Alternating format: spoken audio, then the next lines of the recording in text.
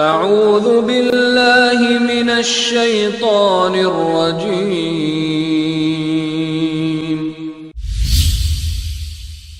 بسم اللہ الرحمن الرحیم۔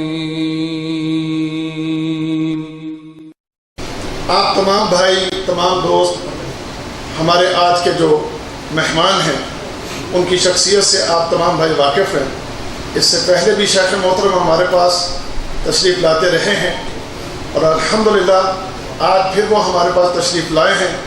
اللہ تعالیٰ انہیں جزائے خیر عطا فرمائے کہ اتنا لمبا سفر کر کے وہ تشریف لائے۔ رات ان کا درس الغات میں تھا اور پھر آج یہاں دوپہر کے لیے انہوں نے ہمیں یہ خصوصی ٹائم دیا ہے۔ پھر شام کو بھی شیخ کا درس انیزہ جالیات میں ہے۔ اللہ تعالیٰ ان کی یہ محنتیں اور مشقتیں اپنی بارگاہ میں قبول فرمائے۔ اب چونکہ وقت کافی ہو رہا ہے تو میں بغیر کسی تاخیر کے دعوت خطاب دیتا ہوں فضیلت الشیخ منیر قمر حفظہ اللہ تعالی۔ ان الحمد للہ نحمدہ ونستعینہ ونستغفرہ ونعوذ باللہ من شرور انفسنا ومن سیئات اعمالنا من یہدہ اللہ فلا مضل لہ ومن یضلل فلا ہادی لہ واشہد ان لا الہ الا اللہ وحدہ لا شریک لہ واشہد ان محمدا عبدہ ورسولہ۔ اما بعد فإن خیر الحدیث کتاب اللہ وخیر الہدی ہدی محمد صلی اللہ علیہ وسلم وشر الامور محدثاتها وکل محدثۃ بدعہ وکل بدعۃ ضلالہ وکل ضلالۃ فی النار۔ رب اشرح لی صدری ویسر لی امری واحلل عقدۃ من لسانی یفقہوا قولی۔ رب اعوذ بک من ھمزات الشیاطین واعوذ بک رب ان یحضرون۔ اعوذ باللہ السمیع العلیم من الشیطان الرجیم من حمزہ ونفخہ ونفثہ۔ فَلْيَحْذَرِ الَّذِينَ يُخَالِفُونَ عَنْ أَمْرِهِ أَن تُصِيبَهُمْ فِتْنَةٌ أَوْ يُصِيبَهُمْ عَذَابٌ عَلِيمٌ۔ ہر قسم کی تعریف و توصیف اور حمد و ثنا خالق کائنات مالک ارض و سما کے لیے ہے۔ وہ خالق و مالک جس کی ہم پر بے شمار نعمتیں ہیں، اتنی نعمتیں کہ جنہیں اگر کوئی گننا بھی چاہے تو گن نہیں سکتا۔ قرآن کریم کے دو مقامات سورۃ النحل اور دوسری جگہ سورہ ابراہیم میں اللہ رب العزت نے ارشاد فرمایا ہے وَإِن تَعُدُّوا نِعْمَةَ اللَّهِ لَا تُحْصُوهَا، کہ اگر تم اللہ کی نعمتوں کو گننا بھی چاہو تو نہیں گن سکتے۔ اتنی نعمتیں کہ اللہ رب العزت نے سورہ کہف میں جا کر فرمایا لو کان البحر مدادا لکلمات ربی لنفد البحر قبل ان تنفد کلمات ربی ولو جئنا بمثلہ مددا۔ اللہ کی نعمتوں، اللہ کے انعامات، اللہ کے کلمات، ان کو گننے کے لیے اگر روئے زمین پر جتنا پانی ہے، سمندروں کا، دریاؤں کا، جھیلوں کا، تالابوں کا، یہ سارے کا سارا سیاہی بن جائے اور اللہ کے کلمات کو کوئی لکھنا چاہے تو وہ نہیں لکھ سکتا۔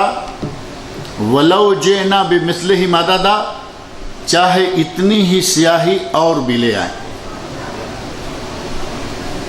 اور آگے سورہ لقمان میں اللہ تعالیٰ نے ارشاد فرمایا ہے وَلَوْ أَنَّ مَا فِي الْأَرْضِ مِنْ شَجَرَةٍ أَقْلَامٍ، اگر جتنی روئے زمین پر درخت کی لکڑیاں ہیں ان سب سے قلمیں بنائی جائیں۔ وَالْبَحْرُ يَمُدُّهُ مِنْ بَعْدِهِ سَبْعَةُ أَبْحُرٍ، اور جتنے سمندروں کے پانی ہیں ان کو 7 گنا کر دیا جائے ما نفدت کلمات اللہ، اللہ کی کلمات پھر بھی ختم نہیں ہوں۔ اس کی کس کس نعمت کا ذکر کیا جائے، اس کی یہی نعمت کیا کم ہے کہ اس نے ہمیں مسلمان بنایا ہے۔ آج الحمدللہ ہم سب لا الہ الا اللہ محمد الرسول اللہ پڑھنے والے ہیں۔ اگر اس کی یہ نعمت نہ ہوتی تو یہ امکان تھا نا کہ اس وقت ہم کسی مندر میں ہوتے، کتنی لاکھوں دنیا ہے، کسی مندر کی گھنٹیاں بجا رہے ہوتے، کسی چرچ میں جا رہے ہوتے، کروڑوں دنیا چرچ میں جانے والی موجود ہے، اللہ نے احسان فرمایا، ہمیں مسلمان بنا دی۔ شرک کی تمام نجاستوں سے اللہ نے ہمیں پاک کر دیا، کفر سے نکالا، کفر کے اندھیروں سے نکالا، اور ہمیں اسلام کا نور عطا فرمایا۔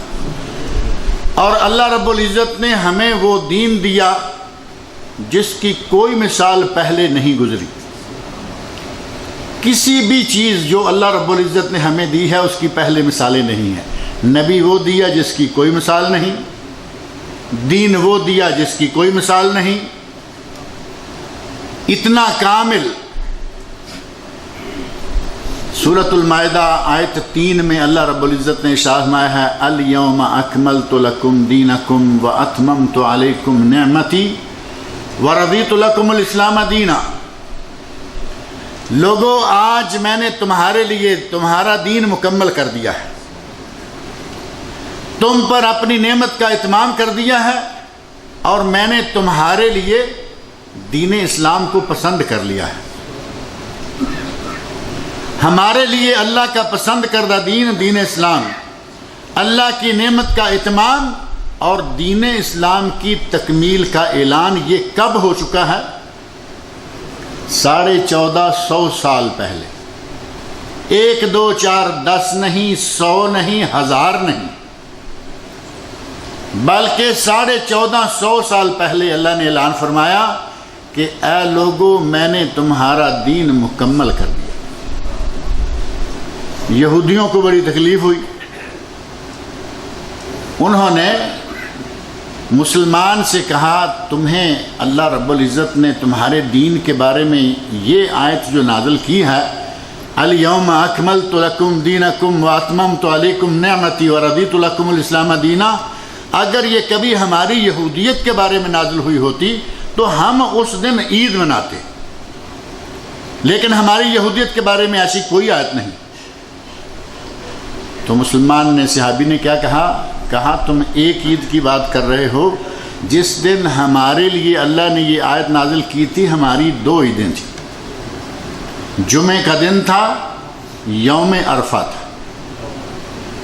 اللہ رب العزت نے اس وقت حجۃ الوداع کے موقع پر یہ آیت نازل فرمائی، جس کو 1500 سال ہو گیا ہے۔ اللہ نے تو ہمارے دین کے بارے میں اعلان فرما دیا کہ ہمارا دین مکمل ہو چکا ہے، لیکن ملا نے نہیں مانا۔ اللہ نے اعلان کر دیا، ملا آج تک نہیں مان رہا۔ آپ دیکھتے ہیں اپنے ماحول میں، میرا آپ کا ماحول تو ایک ہی ہے نا، آج تک یا تو مولوی کو سمجھ نہیں آئی، اور اگر سمجھ آ گئی ہے تو کوئی پیٹ کا دھندا ہے، آج تک دین میں طرح طرح کی کوئی نہ کوئی چیز پیدا کیے چلے جا رہے ہیں۔ اور جیسے جیسے وقت گزرتا ہے، جیسے جیسے دنیا ترقی کرتی ہے، ویسے ویسے بدعات کی شکلیں بھی نئی سے نئی آ رہی ہیں۔ ابھی آج کل سوشل میڈیا کا زمانہ ہے، کچھ چیزیں تھوڑے سے علاقے میں رہا کرتی تھیں، اور جتنے لوگ اس کو مل گئے اتنی اپنی سواریاں لی اور چل دیا۔ آج دنیا کے کونے کونے میں ایک لمحے میں آواز پہنچ جاتی ہے۔ نیٹ کا زمانہ ہے، کسی گاؤں میں بیٹھ کر 4 لفظ لکھے، ساری دنیا میں سینڈ کر سکتا ہے۔ 4 کلمات کہے، اپنے ویب سائٹ میں یا کسی بھی چیز میں پوسٹ کر دے، ساری دنیا میں پہنچ جائے گی۔ اس سوشل میڈیا نے آ کر اتنی گندگی پھیلا دی ہے کہ وہ چیزیں جو دیہات میں گلیوں میں رہا کرتی تھیں آج پوری دنیا میں معروف۔ فائدے بہت ہیں، اس میں کوئی شک نہیں کہ نیٹ کے بہت فائدے ہیں۔ انٹرنیٹ کے ذریعے آپ تعلیم دین سیکھ سکتے ہیں۔ قرآن کریم بہترین انداز میں سرچ کے ساتھ آپ کوئی حرف قرآن کا انگلی ماریں، وہ حرف کہاں کہاں ہے پورے کا پورا ڈاٹا لا کے آپ کے سامنے رکھ دے گا۔ فائدہ بہت ہے۔ حدیث کی بے شمار کتابیں ہیں، آپ کہاں کہاں جائیں گے، حدیث کا ایک جملہ لکھ دیجئے اور سرچ والے بٹن پہ انگلی مار دیجئے، حدیث آ جائے گی کہ یہ کہاں کہاں ہے۔ فائدے بہت ہیں، لیکن ساتھ ہی ساتھ بدعات کی ترویج و اشاعت کا کام بھی یہ بہت کر رہا ہے۔ کچھ ٹیلی ویژنوں نے قسم کھا رکھی ہے کہ ہمیں چاہے کچھ بھی ہو ہمیں دین اسلام کی صحیح خدمت نہیں بلکہ اپنے پیٹ کی خدمت کرنا ہے. 24 گھنٹے سرکار، دربار اور مزار، اس کے سوا انہیں دوسرا کار ہی کوئی نہیں ہے. یا نہیں کچھ ٹیلی ویژن اس طرح؟ پہلے تو ہمارے اپنے علاقوں تک رہتا تھا نا کہ یہاں سرکار فلاں ہے، یہاں سرکار فلاں ہے. اب یہاں والی بات ہی نہیں رہی. سرکار ساری دنیا میں عام، جہاں بیٹھے چاہے سرکار کا نظارہ کر لو، دیدار کر لو. اور آج جمعہ کا دن ہے، ایک نئی چیز آئی ہے، نیٹ نے متعارف کروائی ہے، جمعہ مبارک ہے یا نہیں؟ واٹس ایپ والوں کو اس سے غرض ہے، فیس بک والوں کو اس سے غرض ہے، فلاں والوں کو اس سے غرض ہے. جمعہ کے جمعہ ایک مرتبہ جمعہ مبارک خوبصورت انداز سے کسی سینری میں لکھا اور ساری دنیا کو بھیج دیا. آپ علماء کرام کی مجلسوں میں اٹھتے بیٹھتے رہتے ہیں. آج سے 10 سال پہلے کبھی کسی نے یہ بات کہی تھی؟ صرف 10 سال، لمبا نہیں. کیا خیال ہے؟ 10 سال پہلے تک جو دین نہیں تھا آج وہ دین کیسے ہو جائے گا؟ لیکن بڑے شوق سے لاکھوں کروڑوں لوگ بھیج رہے ہیں. اور آج مبارک دن ہے جمعہ کا، اور اس کے ساتھ ہی کچھ اور باتیں بھی اس جمعہ کے ساتھ، خاص آج کے جمعہ کے ساتھ لگی ہوئی ہیں. ہمارے ملکوں میں، پاکستان میں آج بڑی رونقیں ہیں، انڈیا میں بڑی رونق. اور آج جو رات آ رہی ہے یہاں کے حساب سے تو گزر گئی، 15 شعبان نکل گئی ہے یہاں سے، آج دن 15 ہے. پاکستان انڈیا کے کیلنڈر میں آج رات 15 ہے، کل دن 15 ہے. اور وہاں آپ نے خبریں سنی ہوں گی، اشتہارات دیکھے ہوں گے، مختلف طریقوں سے دنیا میں پھیلایا جا رہا ہے کہ فلاں جگہ یہ ہوگا، فلاں جگہ آ جاؤ، فلاں جگہ یہ کریں گے. اللہ رب العزت نے ہمیں اتنا پیارا دین دیا اور اعلان کر دیا 1500 سال پہلے کہ ہم نے تمہارا دین مکمل کر دیا ہے. اب یہ نئی نئی چیزیں جو روز بروز آ رہی ہیں، اصل پہلے آغاز تو یہ ہے کہ ہمیں اختلافی امور سے بچنا چاہیے. حقیقت ہے یا نہیں؟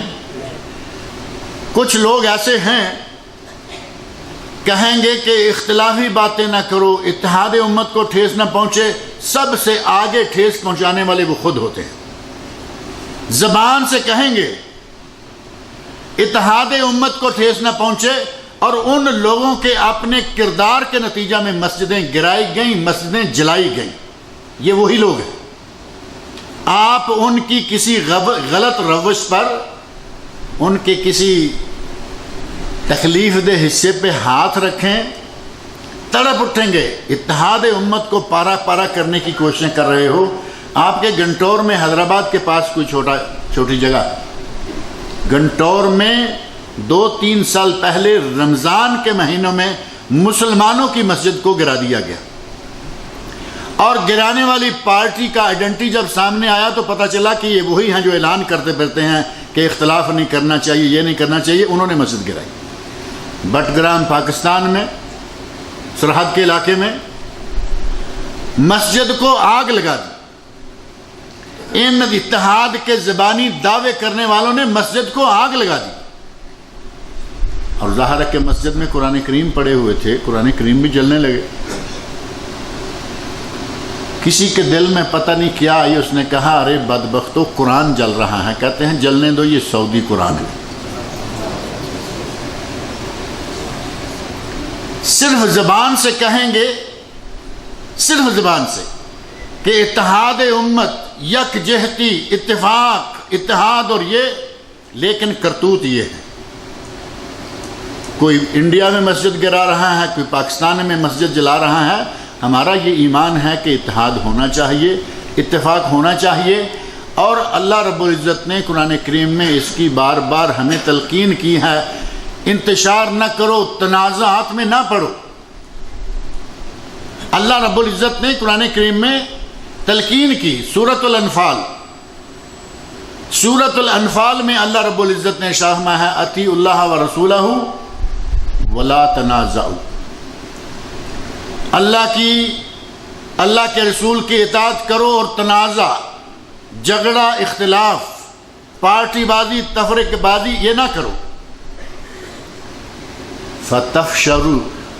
فتفشلوا، اگر یہ کرو گے ناکام ہو جاؤ گے، وتذهب ريحكم، اور تمہاری ہوا اکھڑ جائے گی۔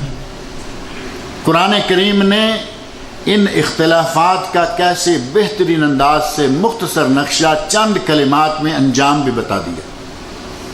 فتفشلوا وتذهب ريحكم، تم ناکام ہو جاؤ گے اور تمہاری دنیا میں ہوا اکھڑ جائے گی۔ آج ہوا اکھڑی ہوئی ہے یا نہیں مسلمان کی؟ کہنے کو ہماری تعداد بہت بڑی ہے۔ اس وقت دنیا میں مسلمانوں کے 50 سے زیادہ ملک ہیں۔ کوئی وقت تھا ایک شہر تھا مسلمانوں کا، صرف ایک شہر، وہی پایہ تخت، وہی کیپٹل، وہی دارالحکومت، وہی سارا کچھ، مدینہ منورہ۔ اور پوری دنیا کفر کانپتی تھی کہ اس شہر سے لوگ اگر ہماری طرف منہ کر لیے تو ہمارا تیا پانچا کر کے جائیں گے۔ اور آج 56 اسلامی ملک، اور ان میں بسنے والوں کی اور دوسرے غیر مسلم ممالک میں بسنے والے تمام مسلمانوں کی تعداد کتنی ہے؟ 1.5 ارب۔ انسانوں کی کل تعداد دنیا میں اس وقت ہے 6 ارب یا کم و بیش، کیونکہ گنتی تو آپ کو معلوم ہے روز بڑھتی یا گھٹتی رہتی ہے، مرتے بھی ہیں، پیدا بھی ہوتے ہیں۔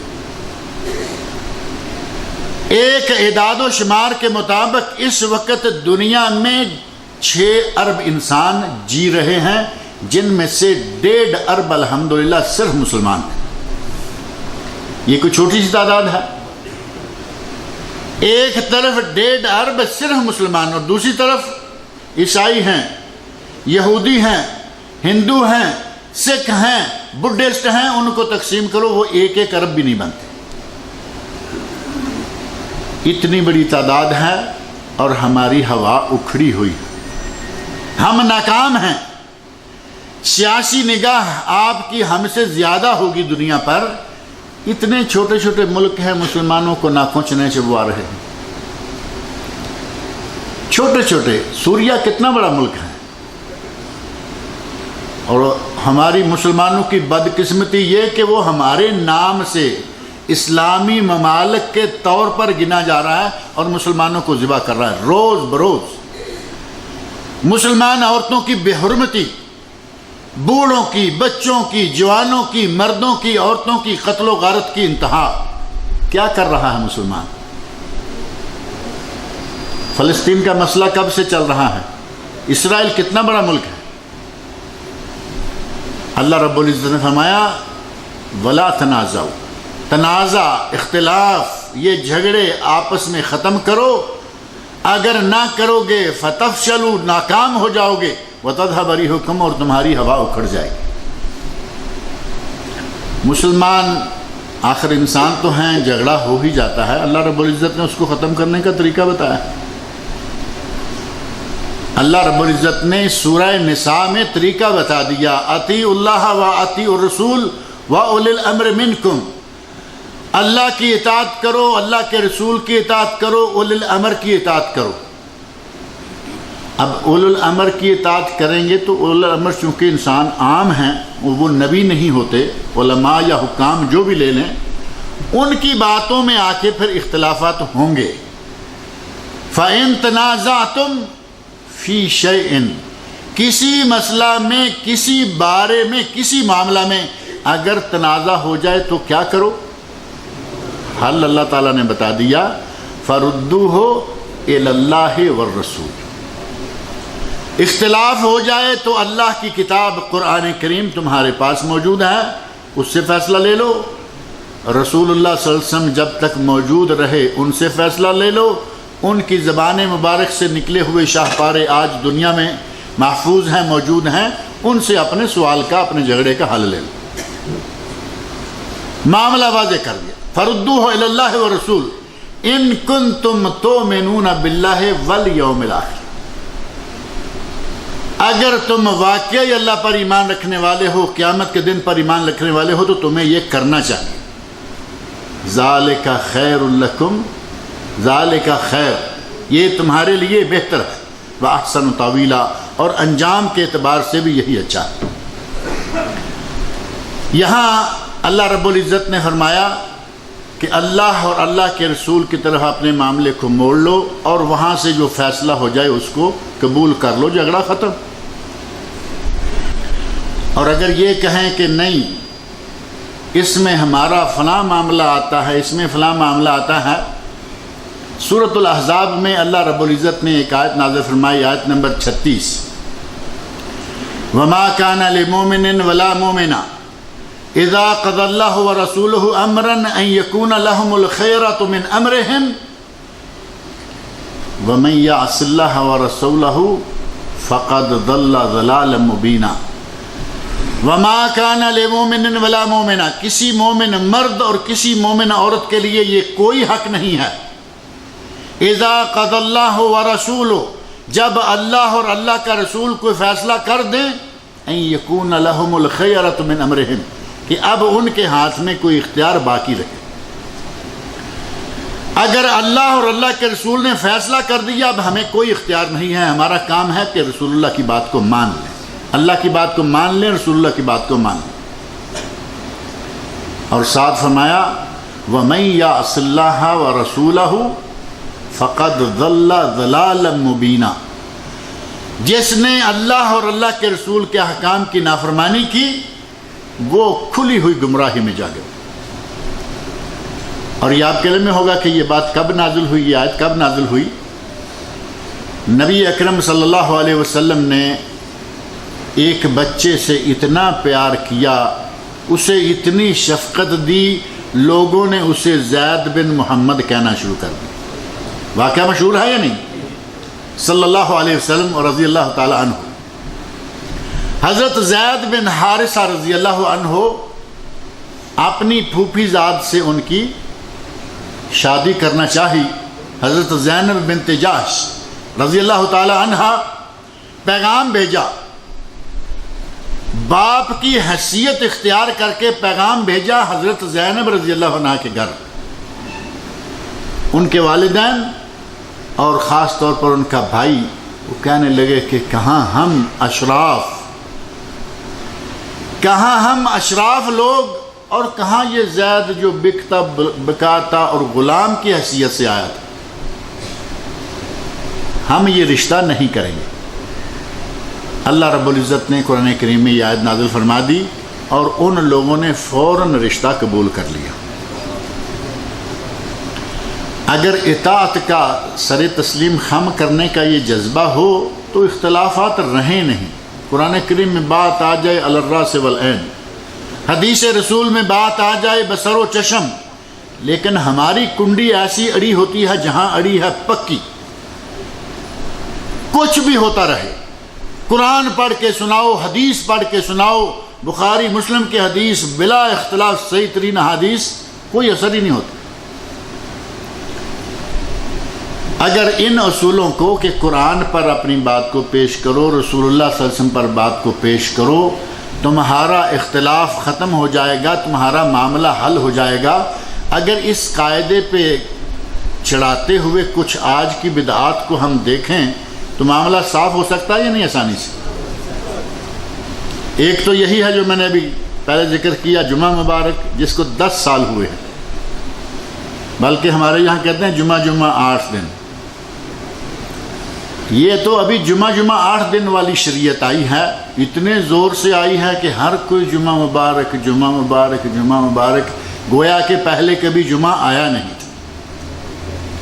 اور یہ ایک نہیں، بہت ساری ہیں، اور کچھ خاص ہمارے اس آج کے دن سے تعلق رکھتی ہیں، جس کو شب برات کہا گیا، جس کو شب قدر کہا گیا، اور لیلۃ السق کہا گیا. کیا کیا نام دیے گئے اس رات کو. ہمارے پاک و ہند میں مولویوں نے اس کے پیچھے بڑے فضائل اور بڑا اتنا کچھ جوڑ دیا کہ آدمی شوق سے بھاگا چلا آتا ہے کہ ہمارے مولوی نے اتنی بڑی بات بتائی. 15 شعبان کا روزہ. کچھ لوگوں نے آج روزہ رکھا ہوا ہے، شاید یہاں کے حساب سے رکھے ہوئے ہوں گے. سعودی عرب کے اندر رہ کر بھی اگر ہدایت نہ پائی تو پھر کہاں ہدایت آئے گی؟ کفر چوں از کعبہ، جب کعبہ سے کفر اٹھے گا تو مسلمانی کہاں بنیں گے؟ یہاں رہتے ہوئے بھی آج روزہ 2 اعتبار سے آج کا روزہ بنا ہے. ایک، اکیلا جمعہ کا روزہ رکھنا نبی صلی اللہ علیہ وسلم کے ارشادات کی روح سے ناجائز ہے، ایک اس ناجائز پر عمل کیا، اور دوسرا شب برات کے نام سے روزہ رکھا، وہ بھی ثابت نہیں. 2 اعتبار سے منع ہے. لیکن ہمارے کچھ بھائی مسلمان روزہ رکھے ہوئے، اور کچھ پاکستان انڈیا میں کل رکھیں گے، اور ان کو مولویوں نے حدیث سنا رکھی ہے جسے امام ابن الجوزی رحمۃ اللہ علیہ نے اپنی کتاب الموضوعات کا معنی جعلی، من گڑت، خود ساختہ کہانیاں، قصے اور روایتیں. امام ابن الجوزی رحمۃ اللہ علیہ نے ایک روایت جو من گڑت لوگوں کو حدیث کہہ کے بیان کی جا رہی ہے وہ ذکر کی کہ جس نے 15 شعبان کا روزہ رکھا اسے 60 سال پہلے اور 60 سال آنے والے کتنے ہو گئے؟ 120 سال، دن نہیں. جس نے شب برات کا 15 شعبان کا روزہ رکھا 60 سال پہلے 60 سال آئندہ 120 سالوں کے روزے کا ثواب ہوگا. رکھنے کو جی چاہتا ہے یا نہیں؟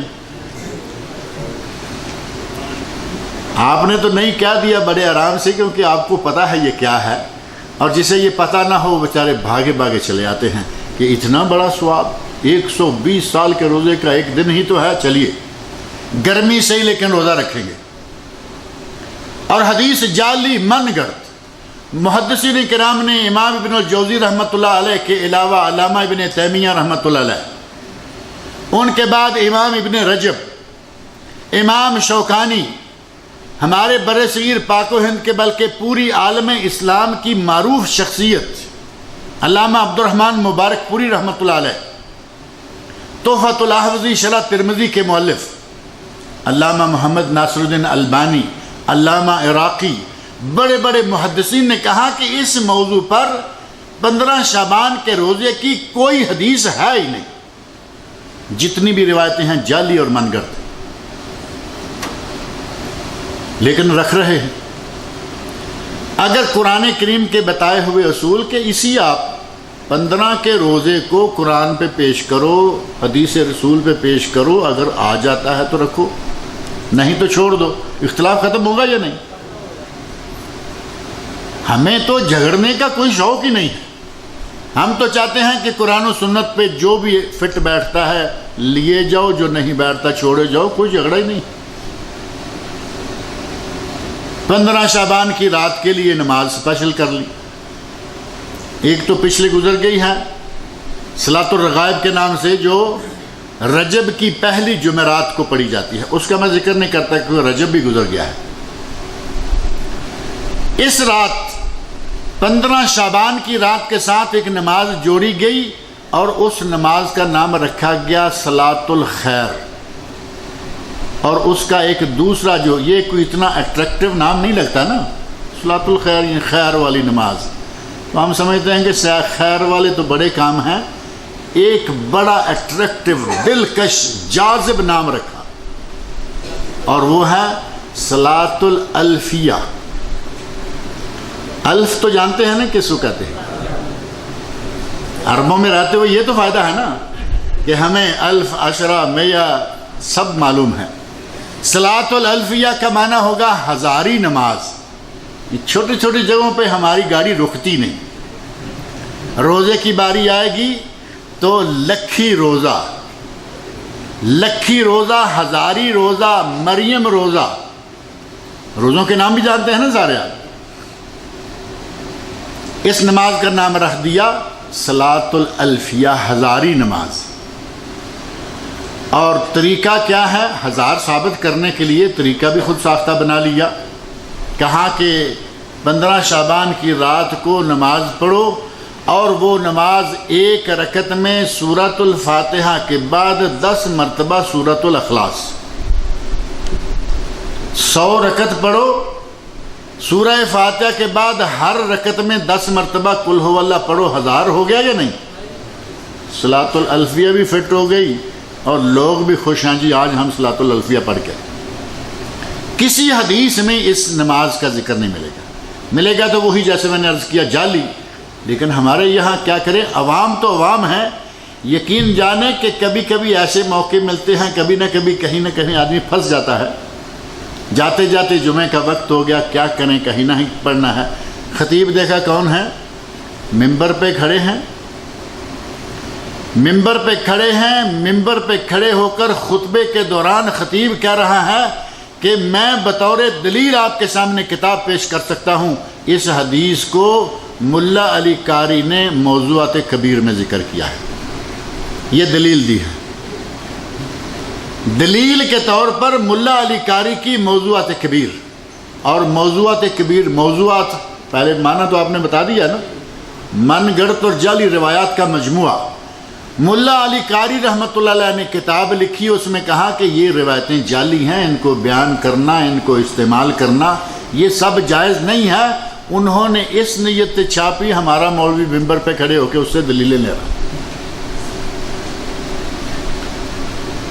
اور حدیث کے حوالے سے یہ جتنی بدعات ہمارے معاشرے میں پھیلتی اور بڑھتی جا رہی ہیں، اس کا سب سے بنیادی سبب یہ ہے کہ ہمیں حدیث کا تعارف ہی نہیں ہے کہ حدیث کیا ہوتی. بس پتہ ہے کہ حدیث میں آیا، حدیث میں آیا. ہماری ہر مجلس ایسی ہوتی ہے. مجلس میں بیٹھے بیٹھے اگر کہیں کسی نے اپنی بات میں ذرا وزن بنانا ہے تو کہے گا حدیث شریف میں موجود ہے. نہ اس نے کبھی خود پڑھی، نہ اس نے کبھی کہیں سے دیکھی. اسے یہ معلوم ہے کہ میں حدیث کہوں گا لوگ سارے ٹھنڈے ہو جائیں گے، میری بات سمجھ جائیں گے. اور کبھی کبھی ایسے واقعات رونما ہوئے. ایک خاتون نے فون کیا، ایک صاحب خاتون پوچھتی ہیں کہ یہ مسئلہ. میں نے کہا کہ پتہ نہیں کہاں سے آپ نے لیا ہے، میں نے تو کبھی نہیں سنا، میں نے حدیث میں پڑھا ہے. اب میرا حق تو تھا نا کہ میں حدیث کا نام پوچھ لوں، کیونکہ کچھ نام تو ہمیں بھی آتے ہیں حدیثوں کے. میں نے کہا محترمہ کون سی حدیث کی کتاب ہے وہ؟ تو کہا کہ بہشتی زیور. میں یہ اپنی بات کہہ رہا، بہشتی زیور. اب جس نے بہشتی زیور کو حدیث کی کتاب سمجھ کر عمل کرنا ہے، وہ جھگڑا ختم کب کرے گا؟ وہ جھگڑا ختم ہوگا کیسے؟ اپنے ہی مولوی کی کتاب کو حدیث بھی کہنا ہے، اپنے ہی مولوی کی کتاب کو سارا کچھ ماننا ہے. جھگڑا ختم نہیں ہوگا. جھگڑا تب ختم ہوگا کہ جب کتاب اللہ اور صحیح سند سے ثابت حدیث چاہے کسی بھی کتاب میں وہ لے گئے، جھگڑا ختم ہو جائے. لیکن نہیں، اپنی من مانی، اپنی پیٹ پوجا، اپنی حلوہ خوری. رات ایک مضمون چل رہا تھا، ای میل میں آپ لوگوں نے بھی شاید دیکھا ہوگا، پڑھا ہوگا، شیخ مقصود الحسن صاحب کا. اس کا مضمون کا عنوان جس نے مجھے بھیجا جدہ سے، اس نے عنوان لکھا حلوے والی رات. میں نے رات اشارہ بھی دیا ان کو، میں نے کہا پتہ نہیں آپ نے عنوان یہ رکھا کہ بھیجنے والے نے مجھے اس عنوان سے بھیج دیا، حلوے والی رات. اور یہ واقعی حلوے والی رات ہو کر رہ گئی ہے. اس رات کو حلوہ پکایا جاتا ہے، دبا کے کھایا جاتا ہے. اور ہماری مولویوں کی تو یہ بڑی بدنام غذا ہے نا یہ حلوہ. ہم تو بدنام اسی نام سے ہیں، حلوہ خور مولوی. حلوہ کوئی بات نہیں، حلوہ خور مولوی کہو، یہ کہو، یہ جائز ہے، حلال ہے، اس میں کوئی ایسی بات نہیں. روز کھاؤ حلوہ، کبھی کسی نے منع کیا ہے؟ سارا سال نہ کھائیں اور 15 شعبان کو کھائیں تو اس کے پیچھے کچھ ہے یا نہیں؟ دال میں کالا کالا لگتا ہے. کہیں گے 15 شعبان کا حلوہ، ہمیں تم کہتے ہو کہ حلوہ کوئی حرام چیز ہے اس میں. گھی ہے، شکر ہے، سوجی ہے، میدا ہے، یہ کوئی حرام چیز نہیں، بالکل صحیح ہے۔ اگر ان ساری چیزوں کے مجموعے کا نام ہی حلال ہے تو شراب میں کیا کیا کچھ ہوتا ہے؟ شراب میں کوئی حرام چیز ہوتی ہے؟ کوئی حرام چیز نہیں ہوتی، وہ بھی ساری چیزیں حلال ہیں، لیکن اس سے جو بن کے امیزہ تیار ہوا ہے اسے قرآن نے حرام قرار دیا۔ کیا کرو گے؟ انما الخمر والمیسر، آیت موجود ہے یا نہیں؟ یہ چیزیں ساری جائز ہیں، گھی بھی، سوجی بھی، میدا بھی اور شکر بھی، سب چیزیں جائز ہیں، لیکن جس نیت سے تم پکا کے کھا رہے ہو یہ جائز نہیں۔ ایک تو اس کو 15 شعبان کے ساتھ خاص کر دیا، اور دوسرا پھر بڑی ڈٹائی کے ساتھ ایک دلیل بھی دے دی۔ ابھی کچھ عرصے سے ایک دلیل بھی گردش کر رہی ہے، کہتے ہیں کہ نبی پاک صلی اللہ علیہ وسلم کے دانت ٹوٹے تھے، آپ کے لیے حلوہ تیار کیا گیا تھا تاکہ دانت ٹوٹے ہیں نرم چیز کھا لیں، آپ نے حلوہ کھایا تھا، ہم کھاتے ہیں تو تمہیں کیا تکلیف؟ اور میں کہتا ہوں میرے بھائی ہمیں تو کوئی تکلیف نہیں، جس سنت کو سنت سمجھ کے اپنا رہے ہو پہلے سامنے 4 دانت بھی تو تڑوا لو۔ وہاں تو 4 دانت ٹوٹے نا، سامنے ربائی ٹوٹی، اور پھر آپ کے لیے حلوہ تیار کیا گیا ہوگا اور کھایا گیا ہوگا ان کی حکایت کے مطابق۔ پورا عمل کرو، 4 دانت تڑواؤ، چلو کوئی ایک آدھی تڑواؤ، حلوہ کھانے کی نیت تو صحیح ہو جائے۔ اور ڈٹائی اتنی، جس واقعے کی طرف اشارہ کر رہے ہیں وہ واقعہ ہے غزوہ احد کا۔ غزوہ احد کے موقع پر دانت ٹوٹے، اور غزوہ احد ماہ شعبان میں نہیں، وہ شوال میں ہوا تھا۔ تاریخ کھول کر دیکھ لیں، یہ کوئی مولویوں والی بات نہیں، تاریخ ہر کوئی پڑھ سکتا ہے۔ 3 ہجری ماہ شوال، اور مولوی کو حلوے کے شوق نے 2 مہینے پہلے حلوہ دکھا دیا۔ شوال تو بھی رمضان کے بعد آئے گا نا، مولوی شعبان میں حلوہ کھا رہے ہیں، واقعی اس کا حوالہ دے رہے ہیں۔ اب نبی کی سنت ثابت کر رہے ہیں، لیکن مرضی اپنی، کھائیں گے جب چاہیں، بنائیں گے جب چاہیں، سبب جو چاہیں بنا لیں، نام لے لیا کہ یہ رسول اللہ صلی اللہ علیہ وسلم نے کیا۔ گھروں کی صفائی، صاف ستھرا نیا لباس، گھر صاف ستھرا ہو، لباس صاف ستھرا ہو، حلوہ پکا ہو، منظر تو بڑا اچھا لگتا ہے نا۔ یہ ساری چیزیں بڑی اچھی ہیں، اور اسلام میں یہ ساری چیزیں مطلوب ہیں۔ نبی صلی اللہ علیہ وسلم کو میٹھی چیز پسند تھی، کوئی شک والی بات نہیں۔ صاف ستھرا لباس، الطہور شطر الایمان، حدیث آپ پڑھتے رہتے ہیں۔ پاکیزگی، صفائی اور ستھرائی ایمان کا حصہ ہے، بالکل کوئی عرض نہیں ہے۔ صاف کپڑے پہنیے، اچھے حلوے پکائیے، کھائیے، گھروں کو صاف رکھیے، لیکن یہ سارا سال کیجئے یا 15 شعبان کو یہ ساری سنتیں کرنی ہیں؟ اور 15 شعبان کے ساتھ جوڑ کے اس کے ساتھ ایک اور بہت بڑی بات جوڑ دی، کہا 15 کو روحیں آتی ہیں، 15 تاریخ کو روحیں آتی ہیں، ان کا ویلکم کرنے کے لیے یہ ساری کارروائی کر رہے ہیں۔ ہندوؤں والا نظریہ ہے یا نہیں؟ سراسر ہندوؤں والا نظریہ۔ یہ حلوہ پوری بھی اصلاً ہندوؤں میں ہے، حلوہ پوری بھی ہندوؤں میں، اور یہ روحوں کی آمد و رفت یہ بھی ہندوؤں میں، مسلمانوں میں نہیں۔ اور ان کو عادت ہر معاملے کے لیے دلیلیں، پہلے اپنا کام سیدھا کر لیا، پھر دلیلیں ڈھونڈتے ڈھونڈتے کہتے ہیں جی تنزل الملائکۃ والروح فیہا، سورۃ القدر میں ہے نا کہ اس میں فرشتے اترتے ہیں، والروح فیہا کہا، یہ دیکھو روح کا ذکر موجود ہے۔ اگر تو یہاں ارواح کا لفظ آیا ہوتا تو چلے ہم بھی کچھ نہ کچھ سوچتے کہ بھائی روحیں کا لفظ ہے، وہاں تو روح لکھا ہے، ایک روح صرف، اور وہ کس کی ہے؟ جبرائیل امین کا نام بھی اللہ رب العزت نے روح بھی رکھا ہے۔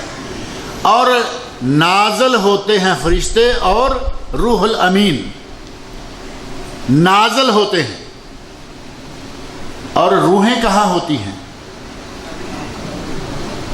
2 جگہیں طے ہیں یا نہیں؟ روحیں یا علیین میں یا سجین میں، اور اگر وہ ہمارے جو واپس آنے والے ہیں وہ کہیں نیچے ہوئے تو پھر نازل ہونے کا لفظ کیسے استعمال کریں گے؟ وہ تو پھر چاہیے کہ وہ نیچے سے اگ کے آئیں گی 15 تاریخ کو، کیونکہ سجین والے تو نازل نہیں ہوتے، وہ تو اوپر کو چڑھتے ہیں، نہ ہوش سے کام لیتے ہیں، نہ پھر آدمی فوت ہو گیا، ہوش سے کام لینے مجھے یاد آ رہا ہے، آدمی فوت ہو گیا، جوان آدمی تھا، 4 مہینے 10 دن عدت ہے، خاتون نے 4 مہینے 10 دن نکال لیے، لوگوں سے ڈرتے ہوئے کہ لوگ کیا کہیں گے، کل شوہر فوت ہوا، آج یہ نیا شوہر تلاش کر رہی ہے، چپ کر کے بیٹھی رہی، 4-6 مہینے اور گزر گئے، سال گزر گیا، 2 گزر گئے، اب ادھر ادھر سے معاملہ ٹھنڈا ہو گیا، اس نے اپنا حق حاصل کر لیا، عقد ثانی کر لیا، جائز ہے یا نہیں؟ کرنا چاہیے۔ اس نے عقد ثانی کیا اور تھوڑے دنوں کے بعد شبرات آ گئی،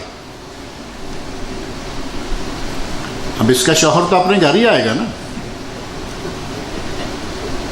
جس بیوی کو چھوڑ کر گیا تھا یہ تو وہیں آئے گا، اور آ کے کیا منظر دیکھے گا؟ کبھی اس کی بات میں کبھی تھوڑا سا بھی غور کیا ہے آپ نے یا نہیں؟ وہ جو اتنی منزلیں طے کر کے زمین پھاڑ کے آسمانوں کو چیرتا ہوا یہاں تک آ گیا ہے، وہ کیا کمرے تک نہیں آئے گا؟ اور کمرے کے اندر جو منظر ہوگا کیا وہ برداشت کرے گا؟ ہوش بھی نہیں ہے کہ ہم کیا کہانیاں گڑھ رہے ہیں، کیا کر رہے ہیں۔ بعض معاملہ تو ایسے شرمناک حد تک ہیں کہ بیان کرنے کو بھی جی نہیں چاہتا، کس چیز کو دین بنا کے یہ لوگ چل رہے ہیں۔ روحیں آتی ہیں، اللہ رب العزت سے شہید مطالبہ کرے گا کہ یا اللہ مجھے واپس بھیج، اللہ کہے گا نہیں، شہید مطالبہ کرے گا، اور ان کی روحیں کہیں سے بھی آ جاتی ہیں جیسے بھی، گویا کہ ان کے آگے کوئی رکاوٹ نہیں،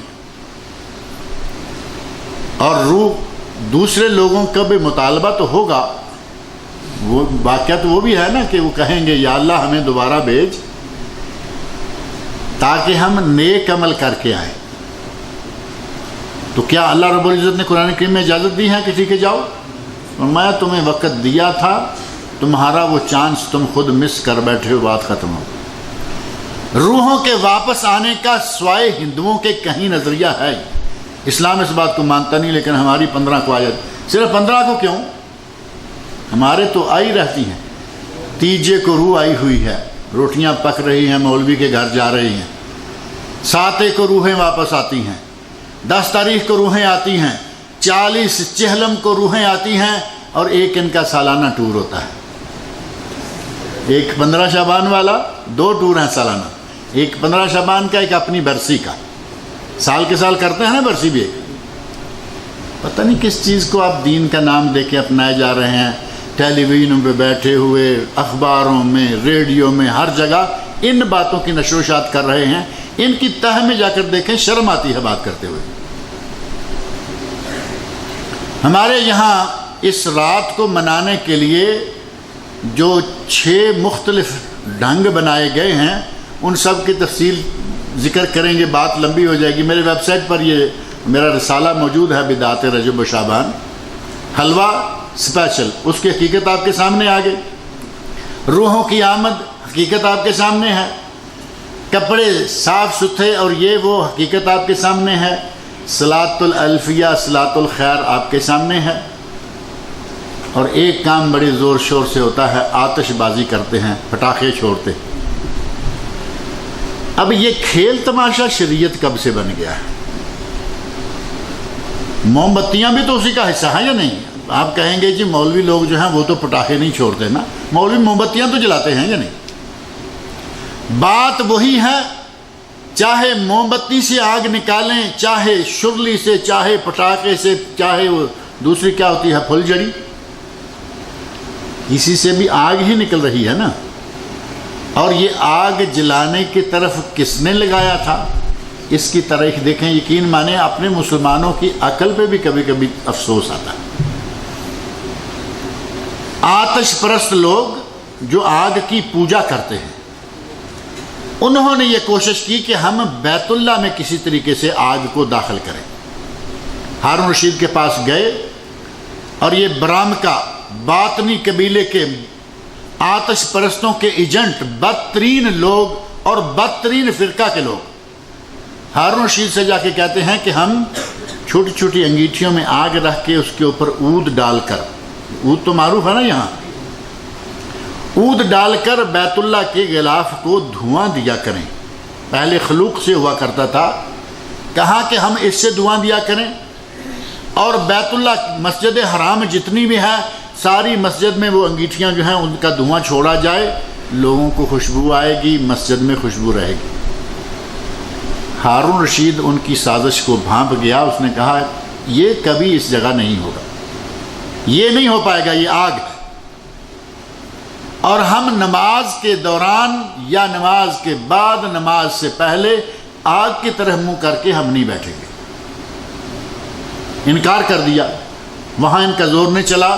خالد بن محمد برمکی اور یحییٰ بن محمد برمکی، خاندان برامکا کے یہ دو آدمی جو بہت بڑی بڑی پوسٹوں پر اس وقت فائز تھے، وہاں ناکامی ہوئی، لیکن بعد میں انہوں نے اپنی کارروائی جاری رکھی۔ نتیجہ یہ ہوا کہ آہستہ آہستہ آہستہ آہستہ یہ مسلمانوں میں چیز در آئی، مسلمانوں میں شامل ہو گئی۔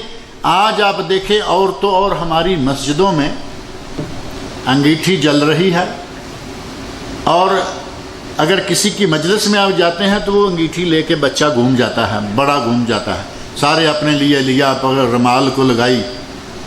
منظر تو دیکھتے ہوں گے نا، موقع رمال کو لگاتے ہیں، کچھ پھر ایسے داڑھی کو پکڑ کے وہ نیچے کر دیتے ہیں کہ ذرا داڑھی کو بھی وہ خوشبو لگ جائے۔ بڑی اچھی بات ہے، خوشبو لگائی، گھومے پھرے، اٹھا کے لے گئے۔ مسجدوں میں ایسا کوئی کرتا ہے؟ نہیں، مسجدوں میں کوئی پکڑ کے لوگوں کے سامنے لے کے جاتا ہے؟ نہیں لے کے جاتا۔ اس انگیٹھی میں آگ ہے، ایک یہاں پڑی ہے، ایک وہاں پڑی، ایک وہاں پڑی، اور عموماً پہلی صف کے آگے پڑی ہوتی ہے یا نہیں؟ ان آتش پرستوں کے ایجنٹوں نے یہ کوشش کی کہ ان کو سجدہ آگ کو کروائیں گے، اور وہ کامیاب ہو گئے۔ مسلمان کر رہے ہیں۔ جن لوگوں کا اس انگیٹھی کی طرف منہ ہوگا، سجدہ جائے گا یا نہیں آگ کو؟ رکوع بھی آگ کو، سجدہ بھی آگ کو، اور ہم کر رہے ہیں مزے کے ساتھ۔ کسی بھی اس 15 شعبان سے متعلقہ کسی بات کو بھی لے لیں، ایک سے بڑھ کر ایک اس کے پیچھے سازش، ایک سے بڑھ کر ایک، کسی کے پیٹ کا دھندا، کسی کے اپنے فاسد اور باطل عقیدے کا دھندا۔ کوئی ایسی چیز واضح طور پر قرآن و سنت سے ثابت نہیں ملتی۔ موم بتیاں چھتوں پہ، موم بتیاں گلیوں میں، موم بتیاں گھروں میں، موم بتیاں مسجدوں میں، موم بتیاں۔ اللہ کے نیک بندوں، چراغ جلانے ہیں تو دین و ایمان کے چراغ جلاؤ، دین و ایمان کے چراغ جلاؤ، دلوں سے یہ اندھیرے ختم ہوں۔ اتباع سنت کے چراغ جلاؤ، یہ بدعتوں کا جو دور چل رہا ہے یہ ختم ہو۔ شرافت و حیا کے چراغ جلاؤ۔ معاشرہ اس وقت جس گنڈا گردی میں ہمارے ملکوں میں جو حال ہے آپ جانتے ہیں، بے حیائی، بے شرمی، کوئی حد نہیں۔ لباس آہستہ آہستہ ختم ہوتا جا رہا ہے عورتوں کا۔ جن کو زیادہ پہننا تھا وہ کم کرتی جا رہی ہیں، اور جنہیں کم پہنتا تھا وہ زیادہ کرتے جا رہے ہیں۔ الٹی گنگا ہی بہہ رہی۔ عورتوں کو حکم تھا کہ ان کا سارا جسم جو ہے وہ ڈھانپنے کے لائق۔ وہ ہمارے پاک و ہند میں بھی آج خلیج کے ممالک میں آپ جاتے آتے رہتے ہوں گے، اللہ رب العزت کا بڑا احسان ہے، یہاں بیٹھے ہیں، اس ملک میں ابھی تک ساری دنیا سے زیادہ خیر موجود ہے۔ بات ہے یا نہیں؟ یا کہو گے کہ چونکہ یہ جعلیات کے لوگ ہیں یہ ایسا کہتے رہتے ہیں؟ میں جعلیات کا ہوں بھی نہیں، آپ کے علم میں ہوگی یہ بات۔ اللہ رب العزت اس ملک میں آپ کو، ہمیں، جس کو بھی لائے، امن و سکون کے لیے بہترین جگہ یہ ہے۔ دینی اعتبار سے آج بھی باقی ملکوں سے اچھی جگہ ہے، اور پردے کے اعتبار سے آج بھی دنیا میں اپنا خاص ایک مقام رکھتی ہیں۔ کئی لوگ اندر اندر بڑا جلتے ہیں، نہیں اندر جا کے دیکھو ان کے کیا ہوتا ہے۔ اب اندر آپ میاں بیوی کے بیڈ روم میں جا کے دیکھیں گے ہی کیوں؟ آپ بازار میں دیکھیے جہاں کام ہے دیکھیں، اندر جا کے دیکھو ان کے کیا ہو. اندر اجازت ہے میاں بیوی کوئی شک ہے کسی کو؟ گھر کے اندر چار دیواری کے اندر کوئی کیا کرتا ہے اس کو آپ چھوڑ ہی دیں. باہر کی دنیا آج بھی الحمدللہ سعودی عرب کے اندر خیر ہے، ہمارے ممالک میں اس کا بہت ہی عجیب قسم کا حشر ہو چکا. یہ جتنے بھی کام ہیں، میں نے آج سے تقریباً 25 سال پہلے ایک مضمون لکھا تھا حسین دھوکے. یہ جتنے بھی کام 15 شعبان کو ہوتے ہیں یا باقی دنوں میں ہوتے ہیں، دیکھنے میں بڑے پیارے لگتے ہیں، حسین لگتے ہیں. اب اگر کوئی کہے کہ آؤ سارے آج رات کو نماز پڑھیں گے صلاۃ الالفیہ، بظاہر کوئی بری لگتی ہے؟ بڑی اچھی لگتی ہے. 15 کو روزہ رکھیں گے سارے مل کر، 120 سال کے روزوں کا ثواب ہوگا، اچھی لگتی ہے. میں نے اس مضمون میں جس کا میں اشارہ دے رہا ہوں، علامہ ابن باز میں دبئی میں تھا ان دنوں میں، علامہ ابن باز رحمۃ اللہ علیہ کو میں نے وہاں سے خط لکھا کہ شیخ یہاں میں دیکھ رہا ہوں کہ خلیج کی مساجد میں فرضوں کی نماز سے فارغ ہو کر السلام علیکم السلام علیکم جہاں تک ہاتھ جاتا ہے زور سے آگے بڑھ کر بھی مصافحہ کر کے آتے، پھر اس طرف 4-6 آدمی دائیں سے بائیں سے مصافحہ ضرور کرتے ہیں. میں نے لکھا کہ شیخ اس کے بارے میں آپ کیا کہتے ہیں؟ کیونکہ آپ کے علاقے ہیں، ہمارے علاقوں میں تو پہلے یہ نہیں ہے، اور اگر رہا بھی ہو یا ہے بھی تو ہمیں ان علاقوں میں اس طرح کی بدعات کی توقع نہیں ہے، اور یہ عربوں میں ہے، یہ چیز عربوں میں پائی جاتی ہے.